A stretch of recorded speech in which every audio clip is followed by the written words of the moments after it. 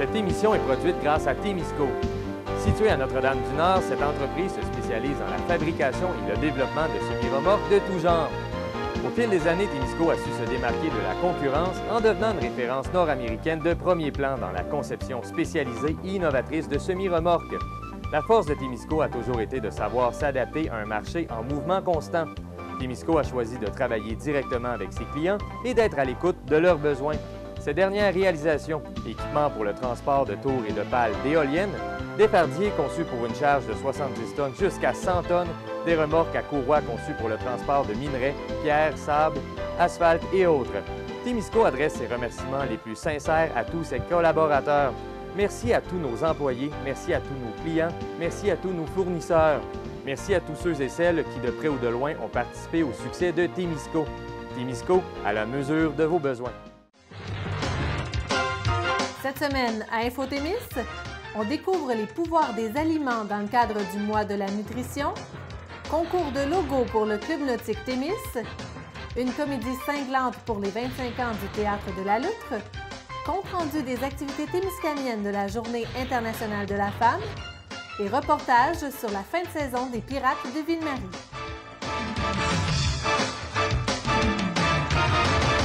Bonjour mesdames et messieurs, bienvenue à Infotémis. Saviez-vous que les aliments ont un pouvoir infini? Ils ont le pouvoir de nourrir le corps, de faire découvrir en cuisinant avec nos enfants, de prévenir les maladies chroniques, de guérir certains maux et de nous rassembler en nous faisant vivre des expériences avec nos proches. Le pouvoir des aliments est le thème du mois de la nutrition organisé par les diététistes du Canada.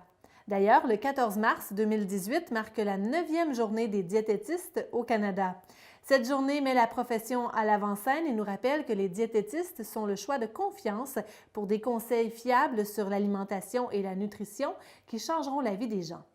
Afin d'en apprendre davantage sur les raisons d'être d'un mois pour parler de la nutrition et sur les fameux pouvoirs des aliments, nous avons rencontré Sarah-Jeanne Coutu-Loisel, nutritionniste pour le 6AT. Sarah-Jeanne, pourquoi un mois pour parler de la nutrition? Bien, en fait, je pense que comme toutes les causes qu'on veut sensibiliser à l'année longue, des fois, c'est important d'avoir un mois ou une semaine pour vraiment focusser là-dessus. Puis, dans le fond, c'est une initiative des diététistes du Canada qui font le mois de la nutrition, puis c'est soutenu par l'Ordre des nutritionnistes au Québec. OK. Est-ce qu'on doit définir ce que c'est la nutrition ou si on s'entend que c'est ce qu'on mange et ce qu'on boit, tout simplement? Bien, je pense que ça peut être important quand même de le définir. Bien, c'est vrai que souvent, c'est la définition qu'on va avoir, là, tout ce qu'on boit, tout ce qu'on va manger. C'est ce qu'on entend le plus souvent, mais c'est sûr que c'est beaucoup plus large que ça. Puis je pense que bien, cette année, le thème de la nutrition, du mois de la nutrition bien, vient un peu chercher ça. Donc, c'est pas nécessairement le contenu de l'assiette, mais aussi tout ce qui est au niveau des comportements alimentaires, les choix alimentaires, ça peut inclure aussi les systèmes agroalimentaires, l'environnement, puis tout ça. Là, on peut aller, on peut aller, on peut aller très loin. Puis les nutritionnistes aussi, on est appelés à travailler dans des domaines qui sont assez différents les uns des autres. Fait que, c'est assez intéressant. Donc, le thème du mois de la nutrition, ça s'appelle le pouvoir des aliments. Là, on apprend quelque chose aujourd'hui, peut-être. Nos aliments, c'est des super-héros, finalement. C'est ça qu'on en comprend. On peut dire ça comme ça, oui. C'est quoi les pouvoirs des aliments? Bien là, il y en a plusieurs, mais cette année, le thème du mois de la nutrition, bien, c'est les pouvoirs, mais on a décidé de se concentrer sur 5 pouvoirs plus spécifiques. Donc, ce sont les pouvoirs de prévenir, guérir, nourrir, rassembler et découvrir. C'est ça. On voit que ça n'emmène l'âge quand même. On va le définir peut-être plus particulièrement chacun. Prévenir, par exemple, qu'est-ce qu'on prévient avec les aliments? Bien, en fait, on entend souvent que l'alimentation, c'est la première médecine, dans le sens où, c'est sûr que c'est ça. Si on s'alimente bien, puis avec aussi les bonnes habitudes de vie en général, bien, on va prévenir quand même plusieurs maladies. On peut penser au diabète de type 2. C'est sûr qu'avoir une saine alimentation, bien, ça peut retarder le développement puis aussi prévenir. Tout ce qui est maladies cardiovasculaires aussi. On sait que d'avoir une saine alimentation en général, on peut aussi penser de l'autre côté, quelqu'un qui ne va pas s'alimenter suffisamment, mais peut avoir des carences. Fait qu'à ce niveau-là aussi, l'alimentation va être importante. Là. On parle aussi de guérir, un des pouvoirs des aliments. Est-ce qu'il y a des aliments qui guérissent vraiment? Oui, bien, je pense que peut-être on peut changer. Moi, c'est ça. Guérir peut-être par favoriser la guérison. Parce que je pense pas qu'on peut mettre la guérison seulement sur l'alimentation. Mais c'est sûr que c'est quelque chose qui va aider. Je pense à la maladie cœliaque, qui est un peu comme une allergie au gluten, si on veut, puis justement aussi toutes les autres allergies alimentaires. Bien, c'est sûr que les aliments, l'alimentation va jouer un rôle primordial dans le traitement parce qu'on sait que, bon, bien, il va falloir enlever le gluten ou si on est allergique aux arachides ou aux œufs, peu importe, bien, il faut vraiment surveiller l'alimentation. Puis aussi, bien, au niveau justement encore du diabète, l'alimentation va jouer un rôle super important dans le traitement. Parce que c'est sûr que si on n'en tient pas compte du tout, ça va être pas mal plus dur à contrôler. Ouais. Un autre pouvoir des aliments, c'est nourrir. Je pense que ça, c'est assez évident. Oui, mais je pense que quand on demande aux gens à quoi ça sert de manger, souvent, bien, ça va être nourrir, donner de l'énergie au corps. C'est sûr que ça sert à passer, c'est ça. À travers de nos journées, on a besoin d'énergie. Mais je pense que ce qui est important de retenir de ce pouvoir-là, c'est que là aussi, on est baigné dans un monde de diètes amaigrissantes et de formules miracles pour perdre du poids. Puis des fois, ben on oublie le fait que les aliments, ben tu sais, c'est nos alliés, ils sont là pour nous donner de l'énergie, puis on en a besoin. Puis là, des fois, on tombe dans l'inverse de les voir un peu comme des ennemis, puis de se dire, tu sais, de compter les calories, puis de surveiller tout ce qu'on mange. Fait que je pense que l'aspect de nourrir, c'est important de reconnaître, tu sais, ce côté-là des aliments qui est super important, là. Un autre pouvoir, c'est faire découvrir. Qu'est-ce que les aliments nous font découvrir? Oui, je pense que ça, c'est mon pouvoir préféré des aliments. Bien, c'est super important, je pense, la curiosité puis la découverte, autant chez les tout-petits que chez les plus vieux, pour avoir du plaisir en mangeant. Tu sais, ça peut être de découvrir des nouveaux aliments qu'on n'a jamais goûtés, mais des fois, ça peut être d'aller juste explorer avec des épices. Ou, puis, tu sais, quand on pense à tout ce qui est consommé partout sur la Terre, on est loin d'avoir fait le tour. C'est ça. Parce que quand on pense, c'est ce qui peut être consommé dans d'autres pays. Tu sais, là, on se rend compte que vraiment, on a la porte large, puis il y a beaucoup de créativité à aller.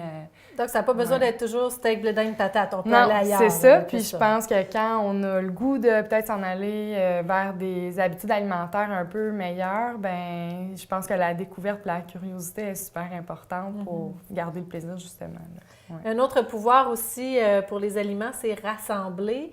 Est-ce que vous avez des trucs justement pour nous aider à se rassembler plus souvent?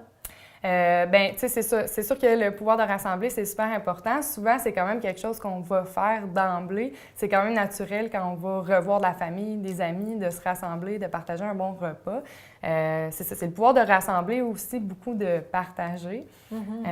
Puis c'est sûr que, bon, le plus souvent en famille, dans notre quotidien, même au bureau avec les collègues sur l'heure du dîner, bien, c'est de ne pas manger seul, de s'entourer. Puis aussi, bien, je trouve que ce pouvoir-là, ça vient remettre la table sur le fait que l'alimentation, c'est pas juste le contenu de l'assiette, c'est aussi tout ce qui entoure. Donc, cuisiner en famille aussi, là, avant repas, faire ça en puis de le partager, famille, puis ça, c'est beaucoup... Ça va tourner beaucoup justement au niveau du plaisir, du partage. On n'est pas dans qu'est-ce qu'il y a dans l'assiette, on est dans comment ça se passe autour. Fait que ça aussi, je pense que c'est un pouvoir super intéressant. Sarah-Jeanne, avoir une bonne alimentation, c'est important. On se le fait répéter là, des centaines, des milliers de fois dans notre vie. Mais ça veut dire quoi au juste avoir une bonne alimentation? Ben, tu sais, c'est sûr que je vais revenir encore sur le fait que c'est super large, c'est un équilibre. Tu sais, je dis souvent qu'une saine alimentation, bien, ça inclut tous les aliments. OK, c'est pas parce qu'on mange des chips à l'occasion qu'on n'a pas une bonne alimentation ou des gâteaux au chocolat. C'est ça, en plein ça. Ouais. C'est un équilibre, dans le fond, à travers tout ça. Puis, tu sais, bien manger, c'est... souvent, on va décortiquer l'alimentation, on mange avec notre tête parce qu'on entend plein de choses. Tu sais, on ne devrait pas manger ci, on devrait manger plus de ça. J'ai entendu dire que telle chose, ça faisait maigrir. On mange avec notre bouche parce que, bien, le goût, tu sais, on a le goût de manger du sucré, on a le goût du salé, du craquant, peu importe. Puis on mange avec notre estomac parce qu'on a faim ou on n'a plus faim. C'est ça qui dicte, mais là, c'est d'essayer de trouver la ligne qui va faire que les trois sont agencés parce que souvent, c'est un petit peu débalancé. Là. On a trois voix qui nous parlent. Fait que c'est sûr que quand on réussit à vraiment cadrer les trois, je pense que c'est là qu'on a vraiment la saine alimentation. Là. Et si on veut changer nos habitudes pour avoir cette ligne directrice-là, justement, on commence par quoi? Souvent, là, c'est pas ce qu'on va penser en premier, mais de vraiment aller avec l'écoute des signaux de faim de satiété. Okay. C'est souvent vers ça qu'on va commencer. C'est vraiment la base. Parce que peu importe ce qui va se retrouver dans notre assiette, si on mange trop, si on mange pas suffisamment, bien, il va y avoir un déséquilibre quelque part. Fait que vraiment, c'est de retrouver ça, puis même avec toutes les formules du monde pour calculer combien d'énergie une personne devrait avoir, on le sait pas. Fait que c'est vraiment l'écoute. Puis tu sais, c'est de retourner à la base comme un enfant de 1 an qui découvre c'est ça, les enfants le savent quand Oui. ils n'ont plus faim. Puis on dirait Ouais. qu'avec les années, on oublie ça ou on n'y Ouais. pense plus ou on fait d'autres choses qu'on n'y pense plus. On est moins attentif peut-être? Oui, on est moins attentif, je dirais. Puis il y a aussi plusieurs facteurs, tu sais, que ce soit au niveau de la famille, de l'environnement plus large. Puis ce qu'on entend aussi tu sais, dans les médias ou peu importe, c'est là que notre tête vient prendre le dessus, puis qu'on n'écoute plus notre estomac. Puis c'est ça, plus on vieillit, plus on vient un petit peu déréglé à ce niveau-là. Mais c'est possible de reprendre le contrôle de ça. Fait que je dirais que ça, c'est... On entend aussi beaucoup parler du fameux tableau des valeurs nutritives. On nous dit de regarder ça de plus en plus, de faire attention au sel, au sucre, aux protéines, etc.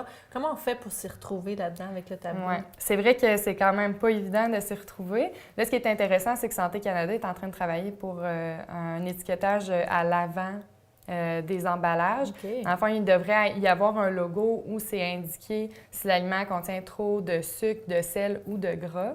Puis là, eux, ils vont faire un recensement de tout ce qui se trouve pas mal sur le marché. Donc, si par exemple, on prend ce qui n'est pas emballé, comme les fruits et légumes en auront pas, mais si on prend une boîte de céréales à déjeuner, bien là, ça peut être indiqué trop de sucre, trop de sel ou trop de gras, dépendamment du contenu.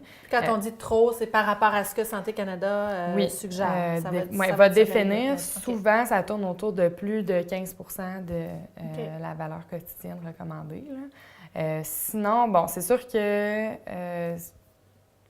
c'est comme les étapes rapides pour la lecture d'étiquette. Je dirais, premièrement, il faut vraiment regarder la portion qui est suggérée sur l'étiquette parce que là, si par exemple on compare du pain, une tranche versus 2 tranches, il va y avoir une différence. Puis par rapport aussi à ce qu'on va consommer. C'est des portions suggérées. Ça ne veut pas dire que c'est ce qu'on doit manger, mais c'est pour comparer avec ce que nous, on va consommer. Puis bon, là, ensuite... c'est sûr que ça va dépendre des aliments qu'on va regarder. Beaucoup au niveau des produits céréaliers, les fibres, d'aller chercher le plus de fibres possible. Ouais.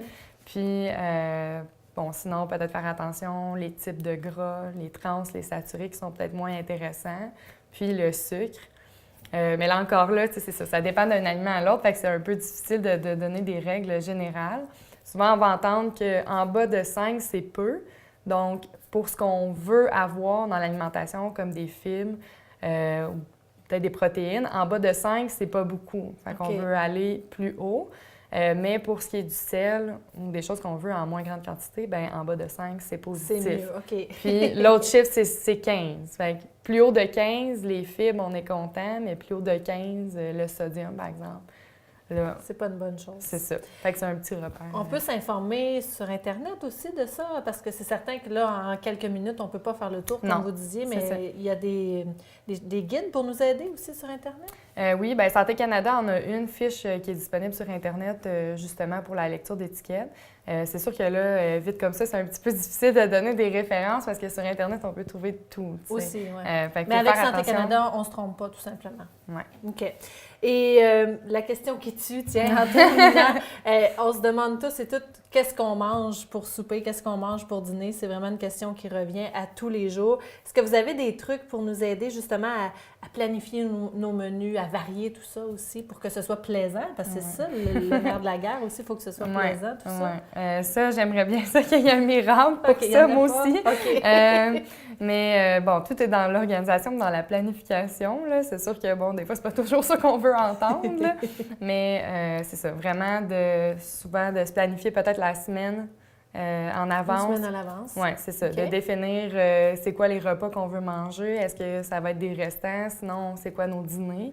Alors, on peut se laisser aussi des trous là-dedans pour un imprévu. L'inspiration du moment. C'est ça. OK. Mais vraiment, de faire son épicerie en conséquence, de regarder ce qu'on a au congélateur, dans le garde-manger.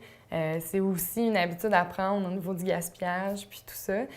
Donc, ça aide aussi au niveau des coûts. C'est moins cher, moins on gaspille. Puis la planification, c'est sûr que quand on sait, quand on revient du travail, qu'est-ce qu'on va manger, c'est pas mal plus facile de se mettre dans le bain puis de commencer que quand on n'a pas d'idée, puis qu'on cherche. Puis là, surtout quand on a faim, puis que c'est le temps de trouver le repas, c'est pas évident. Fait que c'est vraiment la clé, c'est la planification. Puis, des fois, de préparer, par exemple, le dimanche après-midi, de cuire des choses d'avance, de couper les légumes, les fruits.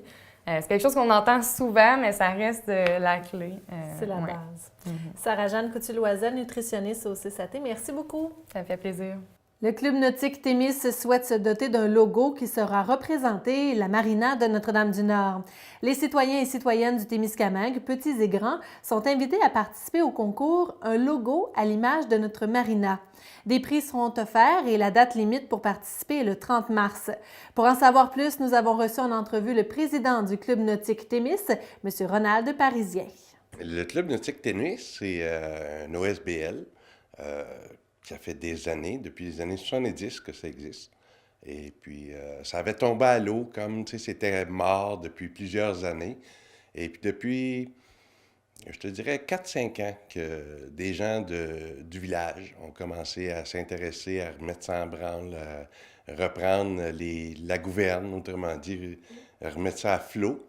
Donc, vous parlez du village de Notre-Dame-du-Nord? Notre-Dame-du-Nord, exactement. Donc, c'est en lien avec la marina ici à Notre-Dame-du-Nord? Exact, oui. Le Club nautique a la marina de Notre-Dame-du-Nord. Et quel est votre rôle au juste? Bien, notre rôle, c'est de faire la promotion du tourisme nautique. Okay. C'est ça qu'on veut amener à faire, le tourisme d'aventure, etc., etc. Qui compose le club?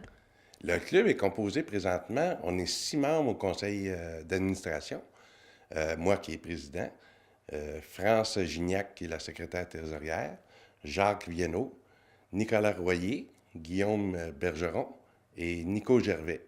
Ainsi qu'on a une nouvelle qui est rentrée avec nous, Mme Lucie, je suis plus sûr, c'est Lupien son nom, là, mais je crois que c'est Lucie. Là. Okay. Donc, vous me dites que le Club nautique Témis est là pour faire la promotion du tourisme nautique. Quel service vous offrez? Bien, on va offrir le service. On a toujours à faire les services, mais là, on va améliorer nos services. On va avoir l'essence, un petit dépanneur, les toilettes, douches, la glace et la location de quais, évidemment. On investit beaucoup cette année sur nos quais, la rénovation des quais et de l'endroit même. C'est ça, parce qu'il y a de la modernisation qui s'en vient, là. Exactement. Un gros montant. On a eu une subvention du gouvernement du Canada et la municipalité de Notre-Dame-du-Nord a investi également. Donc, près de 145 000 va être injecté juste pour la structure des quais.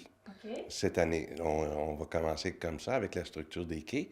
Et puis, également, on a reçu une subvention du bassin versant qui, pour une station de lavage. On va être équipé d'une station de lavage pour les bateaux maintenant.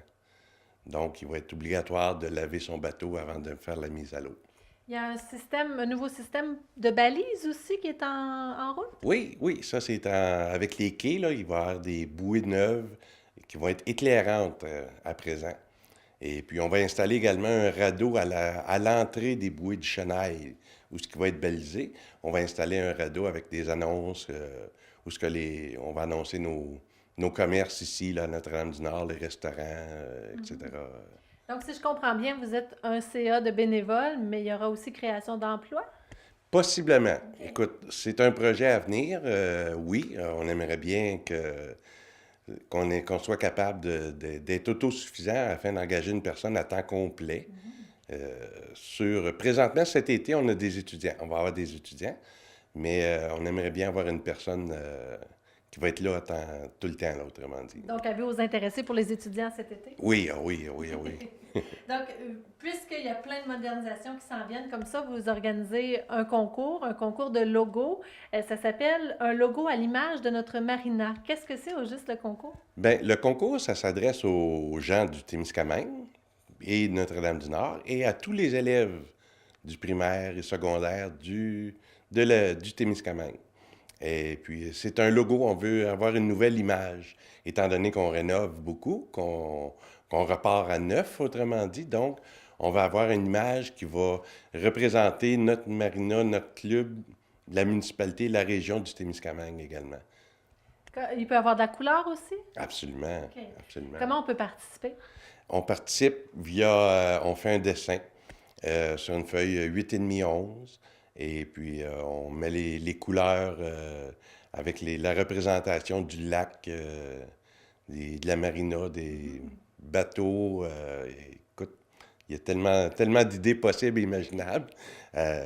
Et puis ce logo-là va être mis en évidence à la marina. Donc, il va être toujours présent là-bas, là, tu sais, là. Donc ça va faire partie des prix à gagner, de voir son logo gagnant un peu partout. Exactement. Est-ce qu'il y a d'autres prix aussi? Oui, pour les adultes, on a un prix de 100 $ qu'on donne. Et puis pour les enfants, 13 ans et moins, c'est un kit de pêche, un ensemble de pêche mais un beau petit ensemble là, qu'on va leur remettre. Donc, si je comprends bien, il y aura des prix de participation? Oui, oui. Est-ce que le choix du logo sera fait au hasard ou vraiment vous allez sélectionner un logo? On va essayer de le sélectionner, voir qu'est-ce qu'on peut...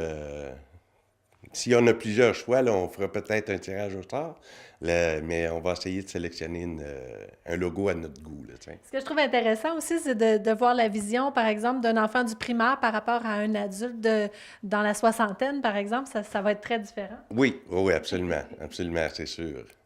Donc, on fait notre dessin et après ça, on fait quoi avec notre dessin pour participer? On nous fait parvenir à la municipalité ou via courriel à Club Nautique Témis, tout dans un seul mot en minuscule, à commercial, outlook.com. D'accord. Et on a jusqu'au 30 mars pour participer? Exact, jusqu'au 30 mars, c'est la date là, qu'on termine d'avoir les dessins. Après ça, la sélection va être faite. Donc, après ce concours de logo, là, une fois que la sélection va être faite, ce sera quoi les prochaines étapes pour le Club nautique? Les prochaines étapes, bien là, on rentre dans une phase de rénovation. On a une petite marge là, de quelques semaines là, dans le mois de mai là, qu'on peut... Parce qu'on n'a pas le droit de toucher à l'eau, comme de raison. Hein? Donc, on a cette petite marge-là là, qu'on peut jouer là, ça va être le grand coup là, de peinture, nettoyage, installation, etc., etc. Est-ce que vous êtes à la recherche de bénévoles aussi dans tout ça? Oui, absolument. S'il y a des gens intéressés, même sur le conseil d'administration, si des gens, ça a le temps de s'impliquer, bienvenue. On va lancer bientôt un appel à tous. Des gens qui, avec le marteau, tournevis, aiguine, s'ils veulent venir nous aider, ils vont être les bienvenus. Et en terminant, est-ce que vous avez un numéro de téléphone pour les gens qui aimeraient vous rejoindre pour en savoir plus? Tu pouvais m'appeler au 819-763-1042. Monsieur Parisien, merci beaucoup. Au plaisir. Le Théâtre de la Loutre souligne 25 ans de présence au Témiscamingue. La troupe offre au Rift la production de la comédie cinglante « Appelez-moi Stéphane » de Claude Meunier et Louis Sayat. Une équipe dirigée par Réal Couture est composée de Christine Nadeau, O'Neill Beaulé, Martine Allé, Stéphane Dupuis, René Lessard et Vincent Gingras vous propose des représentations les 22, 23 et 24 mars prochains au Théâtre du Rift. En achetant votre billet, vous ferez une pierre deux coups puisque vous encouragerez le Théâtre de la Loutre et vous participerez à la 4e édition du spectacle bénéfice du Rift. Nous avons rencontré à ce sujet M. Couture. Oui, alors bien sûr, c'est donc notre 25e anniversaire. Alors ça, c'est important de le souligner parce que pour maintenir une petite troupe de théâtre amateur dans un milieu rural comme le nôtre, c'est tout un défi. Et ça, c'est grâce, bien sûr, à la participation de la population. Alors cette année, pour ce 25e anniversaire, nous, on est heureux d'offrir à la population une très belle comédie, une comédie cinglante d'un auteur qu'on connaît bien, Claude Meunier, donc quand on pense à La Petite Vie, et son complice Louis Sayat. Donc, une comédie qui s'appelle « Appelez-moi Stéphane ». Appelez-moi Stéphane, c'est en fait 5 personnes qui ont le goût de suivre des cours de théâtre. Donc, 5 personnalités. On a bien sûr Régent le timide, Gilberte et peu fausse snob qui dont le mari est propriétaire d'un magasin de meubles, Jacqueline, qui est femme à la maison, mais qui aurait le goût de se libérer, de s'émanciper, Louison, qui est la petite naïve, et Jean-Guy, qui est le comique du groupe. Et tout ça, ces personnages-là arrivent sur scène et le personnage principal, donc Stéphane, qui est en fait un acteur médiocre, un genre de gourou qui les mène à se découvrir, mais dans un genre de thérapie de groupe, et en fait, il perd le contrôle.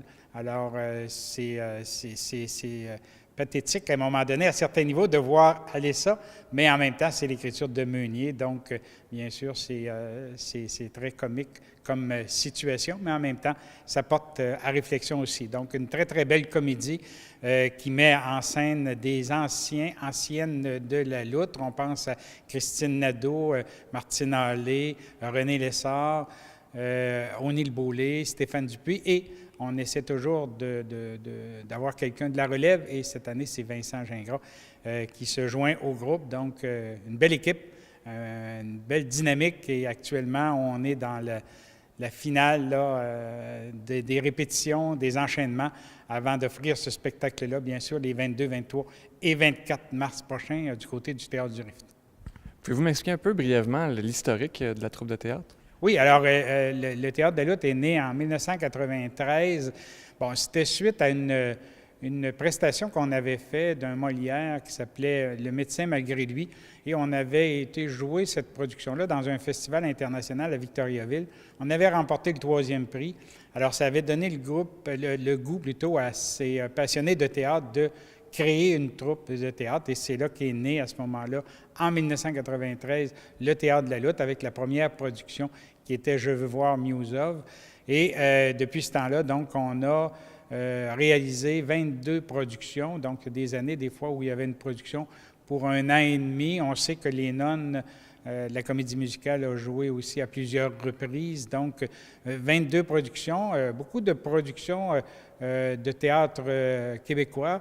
On pense, il y a 14 productions, en fait, qui ont été d'auteurs québécois comme tels au niveau de l'ensemble de nos productions. Donc ça, c'est intéressant aussi. Alors, une belle dynamique, beaucoup de comédiens et comédiennes qui ont foulé les planches à ce niveau-là, et des équipes du côté de la technique qui sont essentielles aussi, qui ont travaillé avec nous. Alors, c'est vraiment un beau moment, ces 25 ans-là, et on débute bien sûr avec cette production-là, mais on travaille actuellement à réaliser un album souvenir des 25 ans et bien sûr une grande soirée des retrouvailles. Donc, on aura l'occasion sûrement de rediscuter là, pour le mois de juin. Puis la pièce « Appelez-moi Stéphane » va faire office de spectacle bénéfice pour le RIF. Pourquoi avoir choisi de s'associer avec le RIF? Oui, alors ça, c'est intéressant parce que habituellement, le spectacle bénéfice du RIF, de la 4e édition, les éditions précédentes étaient toujours en mars.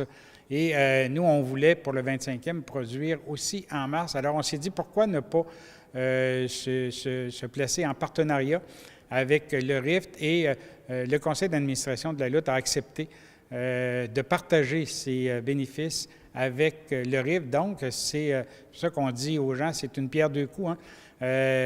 Vous avez l'occasion de participer à une belle soirée de détente, d'humour, mais en même temps, vous appuyez 2 organismes essentiels au niveau, à mon sens, du développement culturel au Témiscamingue, c'est-à-dire le Théâtre de la lutte et, bien sûr, le Théâtre du Rift et la Corporation du Rift dans son ensemble.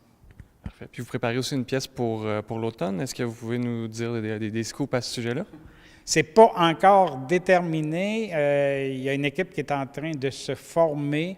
Il y a eu une première rencontre d'échange. Et bien sûr, quand on travaille en théâtre amateur, quand on connaît l'équipe, après, on essaie de trouver un texte qui va permettre à tout le monde de jouer. Alors, à ce moment-là, actuellement, j'en suis là, à finaliser la recherche du texte. On doit se voir très, très bientôt pour en faire une première lecture. Donc, on aura sûrement l'occasion, là aussi, d'en jaser ultérieurement. Le Centre de femmes du Témiscamingue et ses partenaires, soit la Maison d'hébergement L'Équinoxe, le Calax du Témiscamingue et le CISAT, organisaient une activité dans le cadre de la Journée internationale des femmes. Cette année, l'événement se déroulait au centre communautaire de La Tulipe, fraîchement rénové. Sous le thème 5 à 7 et plus, en toute solidarité, la Journée internationale des femmes 2018 se voulait une soirée toute spéciale afin de célébrer la solidarité qui unit les Témiscamiennes. Les participantes ont pu assister à l'exposition et à la présentation du collectif de créatrices « Nous, les femmes qu'on ne sait pas voir ». Il y a eu aussi une prestation de musique et des chants, ainsi qu'un échange avec des femmes émigrantes du Témiscamingue. TV Témis était sur place. Voici notre reportage. La Journée internationale des femmes au Témiscamingue, cette année, c'est un 5 à 7 en toute solidarité. Le but était, en fait, il y avait comme plusieurs dimensions à la soirée, en fait. Il y avait une exposition de Nous, les femmes qu'on ne sait pas voir. C'est une série d'ateliers au Centre de femmes qui est une réflexion par l'art sur le vieillissement. Les femmes discutent ensemble, touchent à toutes sortes de formes d'art, puis vont en fait réfléchir, rire ensemble, pleurer, discuter de toutes sortes de sujets, puis ils vont faire des œuvres d'âme en fait. Fait que c'est en fait de l'art communautaire qu'on appelle. Fait qu'ils vont faire des œuvres d'âme qui les représentent dans leur réflexion. En fait, les ateliers Nous les femmes, c'est un atelier où est-ce qu'on se rassemble une gang de femmes pour parler de notre vieillissement. Les étapes de vie qu'on pense en vieillissant. Ce qui est intéressant, c'est de voir que, en fait, toutes les femmes, on est différentes, mais il y a quelque chose qui nous tient, c'est notre ligne de vie de femme. Donc, on partage, on s'aperçoit qu'on n'est pas toutes seules à vivre des choses. Et tout ce qu'on réfléchit ensemble, tout ce qu'on se dit ensemble, ce sont des confidences qu'on se fait. Et ensuite de ça, on réfléchit à comment on veut transposer ça en art. C'est là le plaisir, parce que, tu sais, les choses qu'on se dit, on ne veut pas... c'est pas ça qu'on veut dire, tu sais. On veut se le dire entre nous, puis après ça, on le transpose en art, puis on appelle ça des œuvres d'âme, parce que c'est pas des ateliers de technique, c'est vraiment pour savoir où est-ce qu'on en est rendu dans notre vie, puis c'est ça. On nous propose un modèle de femmes vieillissantes dans la société. En fait, les femmes n'ont pas le droit de vieillir. Il faut qu'ils restent jeunes, il faut qu'ils restent en santé. Il ne faut pas que ça paraisse qu'ils vieillissent, mais on vieillit. Puis on a le goût, nous autres, de se faire un chemin à nous sur notre propre vieillissement. Qu'est-ce qu'on vit vraiment? On ne vit pas l'image sociale, on vit quoi en nous, tu sais? Aussi, en fait, des femmes immigrantes au Témiscamingue qui viennent, c'est une ouverture aux femmes immigrantes, en fait. Avec les problèmes de démographie au Témiscamingue, on dit qu'on veut accueillir des nouveaux arrivants, que c'est super important. Puis c'est vraiment quelque chose, en fait, que nous, on a voulu aller chercher ces femmes-là, puis voir comment elles se sentent au Témiscamingue. Comment est-ce qu'elles sentent que le milieu est ouvert à elles? Est-ce qu'elles sentent qu'il y a des préjugés? Comment elles vivent leur réalité de femmes immigrantes? Donc, elles ont accepté de venir nous rencontrer, de venir se présenter. Puis, il va y avoir une discussion ouverte animée par Annie Larivière. Fait qu'une discussion ouverte avec les femmes dans la salle qui vont poser des questions pour connaître leur réalité. Puis, le but est vraiment de savoir comment on peut mieux les accueillir, ces femmes immigrantes-là, ces immigrants-là au Témiscamingue, parce que c'est vraiment une richesse pour nous de les accueillir, je crois. Je suis ici ce soir parce que on célèbre le 8 mars, qui est la Journée internationale des droits des femmes. Puis, en tant que femme, ça me touche comme ça toucherait toutes les femmes du monde au niveau de tout ce qui est conditions de vie des femmes. Fait que je voulais participer à cette journée pour marquer aussi ma solidarité envers tout ça. Par rapport à l'intégration, je dirais, on dit généralement femmes immigrantes au Témiscamingue, mais le premier mot qu'il y a devant, c'est femme. Fait qu'à ce titre-là, comme toutes les femmes du Témiscamingue, j'ai quasiment les mêmes réalités. C'est vrai qu'au niveau de l'immigration, ça apporte certains défis en termes d'intégration, que ce soit social, professionnel ou même culturel. Mais il y a beaucoup d'organismes qui aident à ça. Puis pour moi, ça se passe vraiment super bien au Témiscamingue. Puis il y avait aussi, en fait, une petite dégustation de produits de l'Éden rouge et des cocktails aussi à saveur témiscamienne avec des produits de la ferme Norvie et du verger des Tourterelles. Fait que le but est vraiment comme de faire un 5 à 7 en toute simplicité. Les femmes sont là, discutent, puis fait que tout au long de la soirée, il y a des activités comme ça qui arrivent. Puis fait que c'est vraiment une soirée de solidarité dans le plaisir, la convivialité. La Journée internationale des femmes, on entend souvent la Journée internationale de la femme. Fait que c'est pas de fêter la femme, en fait. C'est vraiment une journée de solidarité entre femmes. C'est aussi une journée pour nous rappeler toutes les luttes qui ont été faites par les féministes pour les droits des femmes. Ça fait pas très longtemps, en fait, qu'on a le droit de vote, qu'on a le droit d'avoir un compte en banque, que les femmes portent leur nom de fille, ça fait pas aussi si longtemps que les femmes sont impliquées en politique municipale, dans différentes sphères, dans les instances décisionnelles. Fait que c'est pour se rappeler les luttes que les féministes ont faites. Puis c'est quelque chose, il y a des acquis qui sont toujours fragiles. En fait, on pense à l'avortement, c'est quelque chose qui est encore discuté, des fois sur la place publique. Dans certains pays, c'est pas encore accepté non plus. Fait que parlant aussi d'humanité, en fait, bien, c'est la Journée internationale des femmes. Fait que c'est aussi pour être vigilante des droits des femmes partout dans le monde. C'est une solidarité avec les femmes du monde entier. Il y a encore des femmes qui vivent des mariages forcés, enfants. Il y a encore de l'excision. Il y a encore toutes sortes de problèmes que les femmes vivent, des discriminations que les hommes ne vivent pas ou très peu. Si on passe au Témiscamingue, il y a encore, en fait, la culture du viol qu'on entend parler dans les médias aussi, depuis avec le hashtag « Moi aussi ». C'est quelque chose qui est très présent, qu'on entend. Il y a beaucoup de femmes encore qui dénoncent ces agressions, puis il y en a, c'est pas quelque chose qui va en diminuant. Fait on comprend en fait que l'égalité des hommes et des femmes n'est pas encore acquise parce qu'il y a une notion de consentement, de respect du corps des femmes qui n'est pas encore établie. Fait qu'il y a beaucoup d'éducation à faire. Puis ça commence dans le très jeune âge, au primaire, au secondaire, d'apprendre que les hommes et les femmes, on est égaux, on a des droits, puis apprendre à respecter le consentement, puis qu'un non, c'est un non. Fait que c'est quelque chose qui... Il y a beaucoup d'éducation à faire encore, les stéréotypes de genre, que ça, c'est un jeu de garçon, ça, c'est un jeu de fille. C'est des choses qui sont à défaire parce qu'on est égaux, puis c'est quelque chose qui est important de se rappeler. Les Pirates de Ville-Marie recevaient les Rattlers de Bradford le mercredi 7 mars dernier pour une 4e partie qui aurait pu propulser la formation de Ville-Marie directement en finale de Division Nord de la GMHL. Malheureusement, les espoirs ont été vains. C'est donc vers un 5e match décisif que les deux adversaires se sont rendus le lendemain à Bradford. L'aventure des Pirates de Ville-Marie s'est arrêtée en demi-finale de division, une performance malgré tout bien au-delà des attentes pour une équipe en expansion. Voici notre reportage de la fin de saison des Pirates avec notre collaborateur Francis Prudhomme. Ce reportage vous est présenté par Desjardins, fier de contribuer à la fougue du hockey au Témiscamingue. Après une belle victoire de 6-2 la veille à Bradford, les Pirates ont été incapables d'en finir ce soir à Ville-Marie et d'éliminer les Rattlers pour passer en finale de la Division Nord. Ce soir, ils se sont inclinés 5-1. Bradford ne vient pas à Ville-Marie en touriste et sort très fort en début de match.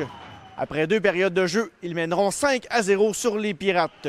Petit bombe en 3e période, alors que Maxime Burellier inscrira le seul but des Pirates dans ce match. Une bonne foule était pourtant sur place pour encourager son équipe et les partisans y croyaient en début de match. Par contre, Bradford n'entend pas se faire battre à Ville-Marie. Dès le lendemain, les Pirates étaient de retour à Bradford pour disputer le match décisif.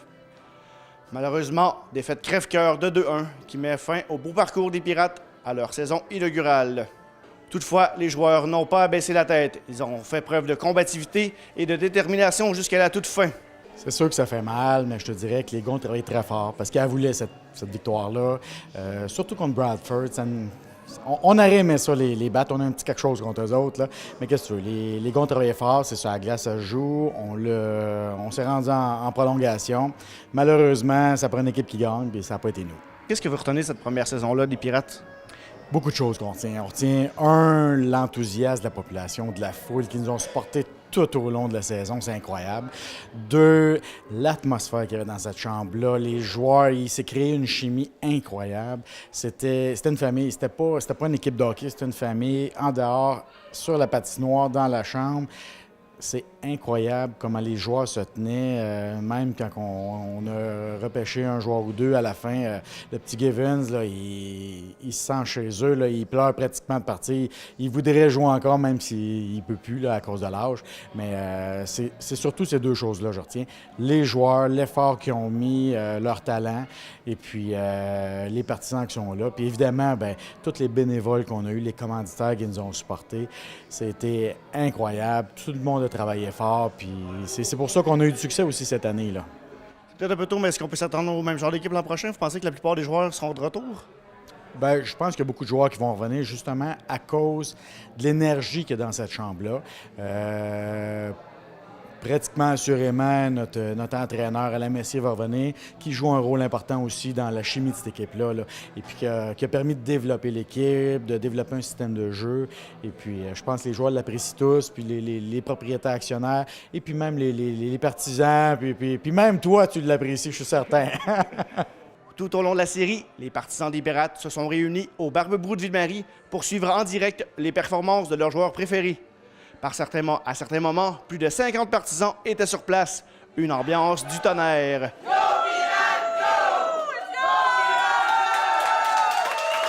Je dirais que c'était une formidable idée, ça, de je ne sais pas qui, parce qu'on attribue le mérite à peu près tout le monde, mais c'était le Barbe-Brou s'emplissait, les gens aiment ça, ça permet aux partisans de voir le match en direct, et puis l'atmosphère. Il y a plus d'atmosphère au Barbe-Brou qu'il y en avait dans l'aréna, fait que c'est intéressant. Les partisans embarquent, puis on est Ville-Marie et le Témiscamingue complet et Pirates.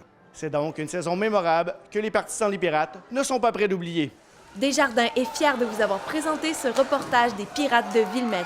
Desjardins, là pour contribuer au mieux-être des individus et des collectivités. L'Association des projets éducatifs du Témiscamingue, l'APET, vous invite à la 2e édition de la Grande Dictée témiscamienne qui aura lieu le 20 mars prochain dès 10h.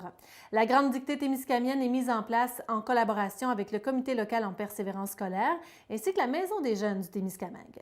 TV Témis diffusera la dictée sur ses ondes le 20 mars prochain à 10h. Soyez à l'antenne au canal 97 ou 22 sur le câble, ainsi qu'en direct sur le web via témis.tv. Plusieurs prix sont à gagner, autant pour les participants que pour ceux et celles qui auront mieux performé. La population est invitée à participer et avoir la possibilité de gagner un des nombreux prix en se rendant dans une des 21 salles réparties sur tout le territoire témiscamien. Pour la liste des salles, visitez la page Facebook de l'APET. Les étudiants de la commission scolaire Lac-Témiscamingue, quant à eux, pourront participer en classe. Guillaume Beaulieu, conteur professionnel, nous propose un texte divertissant à saveur locale et construit en collaboration avec Nathan Desrochers-Morin et la Maison des jeunes du Témiscamingue. Le but de la dictée est de promouvoir l'importance de la qualité de la langue française, la persévérance scolaire et l'alphabétisation. Lors de la première édition de la Grande Dictée témiscamienne en mars 2016, 1576 personnes avaient participé. Les organisateurs souhaitent bien sûr dépasser cet objectif. C'est un rendez-vous le mardi 20 mars à 10h. Bonjour à tous, Jonathan Johnson-Lynch, directeur à l'Association des projets éducatifs du Témiscamingue. Je suis très fier de vous présenter la 2e édition de la Grande Dictée témiscamienne qui aura lieu le 20 mars prochain dès 10h, où il y aura de nombreux prix à gagner. Cette année, on a mis en place le projet de dictée en collaboration avec le Comité local en persévérance scolaire et la Maison des jeunes du Témiscamingue, où il y a eu une belle collaboration au niveau du texte. Guillaume, peux-tu nous en parler davantage? On a Nathan Desrochers-Morin de La Force qui était très fier d'apporter une information particulièrement intéressante dans le but de monter cette histoire-là, qui effectivement, je pense, va ravir encore comme il y a 2 ans les personnes qui participeront à cette dictée, qui permettront d'en apprendre plus sur un village du Témiscamingue. Donc, c'est un rendez-vous le 20 mars prochain dès 10h. Bon succès! Le Centre intégré de santé et de services sociaux de l'Abitibi-Témiscamingue, le CISAT, a émis un communiqué de presse dans lequel son président-directeur général, Yves Desjardins, tenait à faire le point sur les services de santé au Témiscamingue et les avancées réalisées au cours des dernières années. Tel que décrit par le journaliste Guillaume Gonzalez du journal Le Reflet, M. Desjardins souligne notamment l'arrivée de 10 nouveaux médecins de famille ou encore l'arrivée récente d'un chirurgien à l'hôpital de Ville-Marie. Il est aussi mention du défi de recrutement en anesthésiologie, un service qui, vous le savez, connaît des ruptures continuelles à Ville-Marie. Le communiqué se veut une réponse directe aux élus de la MRC de Témiscamingue, dont les inquiétudes sont qualifiées d'allégations par M. Desjardins. En effet, lors de la dernière séance publique du conseil de la MRC, la préfète, Mme Claire Bolduc, épaulée par l'ensemble des mairesses et des maires, s'est dite inquiète de la banalisation des ruptures de services au Témiscamingue et déplorait le manque de communication de la part du CISAT. Ces inquiétudes se sont traduites en lettres officielles adressées à M. Desjardins et remises en copie à Gaétan Barrette, ministre de la Santé et des Services sociaux, Luc Blanchette, député de Rouyn-Noranda-Témiscamingue et ministre des Forêts, de la Faune et des Parcs, ainsi qu'à l'ensemble des mairesses et maires des municipalités locales du Témiscamingue. En exclusivité, le journal Le Reflet a eu accès à cette lettre grâce à une source confidentielle. La préfète y réitère les inquiétudes provenant de la part des élus et de l'ensemble de la population témiscamienne et déplore une nouvelle fois le manque de communication de la part du CISAT. Elle questionne même le CISAT sur les capacités de fournir des réponses appropriées aux enjeux qui sont les nôtres.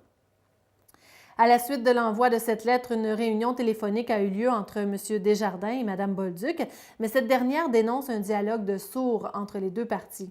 Je cite Mme Bolduc à ce sujet. Les allégations dont fait part M. Desjardins sont des faits rapportés par les élus, eux-mêmes interpellés par les citoyens. M. Desjardins nous dit que les gens qui ont été traités à New Liskeard sont très heureux de l'accueil et des soins qu'ils ont eus là-bas. Mais la vraie question est qu'ils sont heureux d'avoir été obligés de se rendre à New Liskeard alors que nous avons un hôpital ici? M. Desjardins nous rétorque que la population est très satisfaite des services du CISAT alors que nous avons un son de cloche complètement différent de nos citoyens. Fin de la citation de Mme Bolduc. C'est donc dans cette optique que la plateforme prochainement mise en place par le comité citoyen chapeauté par Paul-Émile Barbeau, médecin retraité, prendra tout son sens.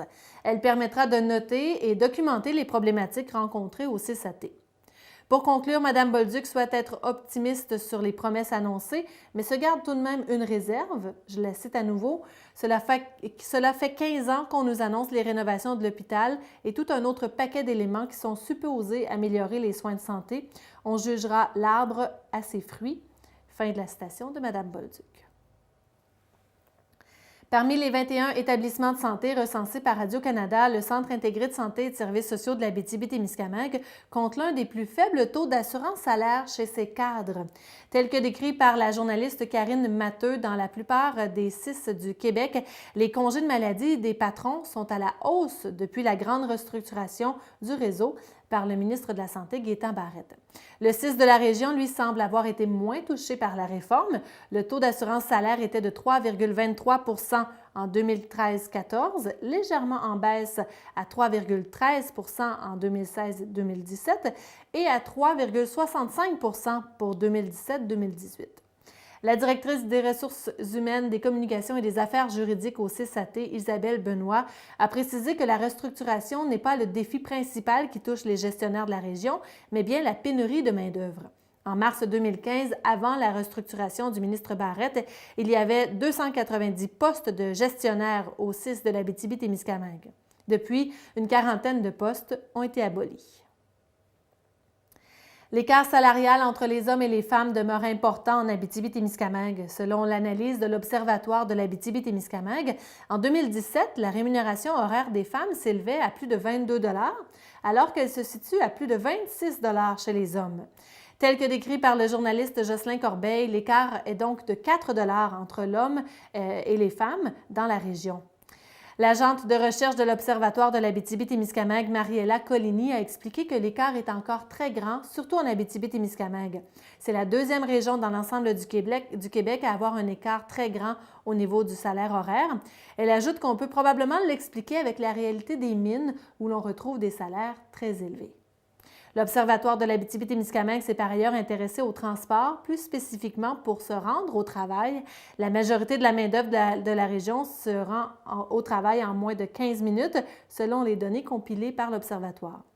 Quelques 54 des travailleurs parcourent un trajet nécessitant moins de 15 minutes et 25 un trajet de 15 à 29 minutes, ce qui est nettement inférieur à la moyenne québécoise qui se situe entre 28 et 33 Toutefois, très peu de gens utilisent les transports en commun dans la région pour aller travailler, c'est-à-dire seulement 1 en Abitibi-Témiscamingue contre 14 ailleurs au Québec. 4 fromages de l'Abitibi-Témiscamingue sont finalistes au concours des fromages fins canadiens qui prend fin le 6 juin prochain. Selon les informations de Boualem Adjouti de ici Radio-Canada Régional, le concours est ouvert aux fromages produits sans colorant artificiel ni parfum, agents de conservation ou substances laitières modifiées.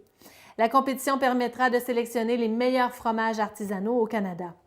Le cœur du village représentera la fromagerie Le Fromage au village de Lorrainville dans la catégorie fromage aromatisé. C'est la première fois que l'entreprise participe à ce concours et la copropriétaire Hélène Lessard dit qu'elle est impatiente d'entendre les commentaires des juges. La vache à Mayotte de la Sarre participe quant à elle avec 3 fromages, le Fredondaine dans la catégorie fromage à croûte lavée, le Bâtisseur dans la catégorie fromage à croûte mixte et l'Allegretto pour le lait de brebis. Le directeur général Marco Haché est très fier d'avoir autant de fromages à la finale du concours. 117 fromages d'un peu partout au Canada participent à la finale qui se tiendra à Toronto. L'Université du Québec en Abitibi-Témiscamingue lance une nouvelle campagne pour promouvoir son offre de formation à distance. Avec le slogan « Prêt, pas prêt, j'y vais », l'UQAT souhaite attirer de nouveaux étudiants à travers le Québec. Selon les informations publiées sur le site Internet de Radio-Canada Régional, actuellement, plus de 2300 étudiants sont inscrits dans un ou l'autre des 130 cours offerts à distance.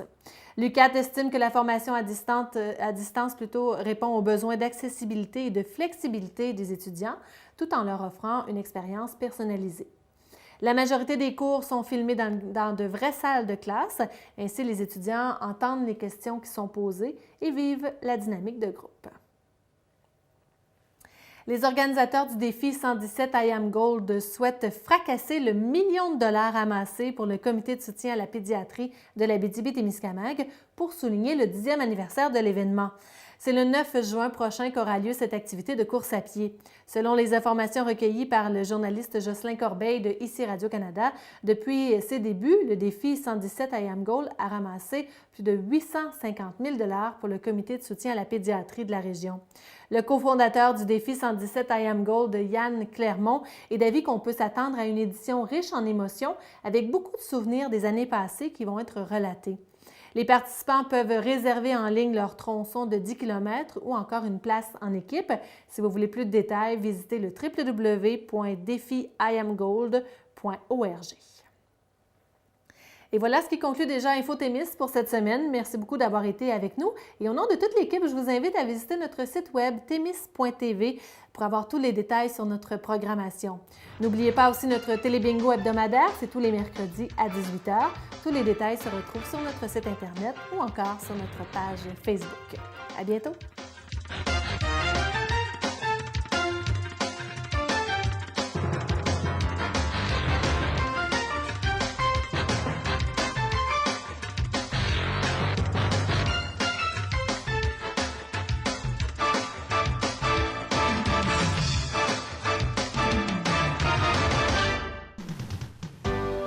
Cette émission est produite grâce à Témisco. Située à Notre-Dame-du-Nord, cette entreprise se spécialise dans la fabrication et le développement de semi-remorques de tout genre. Au fil des années, Témisco a su se démarquer de la concurrence en devenant une référence nord-américaine de premier plan dans la conception spécialisée et innovatrice de semi-remorques. La force de Témisco a toujours été de savoir s'adapter à un marché en mouvement constant. Témisco a choisi de travailler directement avec ses clients et d'être à l'écoute de leurs besoins. Ces dernières réalisations, équipements pour le transport de tours et de pales d'éoliennes, des fardiers conçus pour une charge de 70 tonnes jusqu'à 100 tonnes, des remorques à courroie conçues pour le transport de minerais, pierres, sable, asphalte et autres. Témisco adresse ses remerciements les plus sincères à tous ses collaborateurs. Merci à tous nos employés, merci à tous nos clients, merci à tous nos fournisseurs. Merci à tous ceux et celles qui, de près ou de loin, ont participé au succès de Témisco. Témisco, à la mesure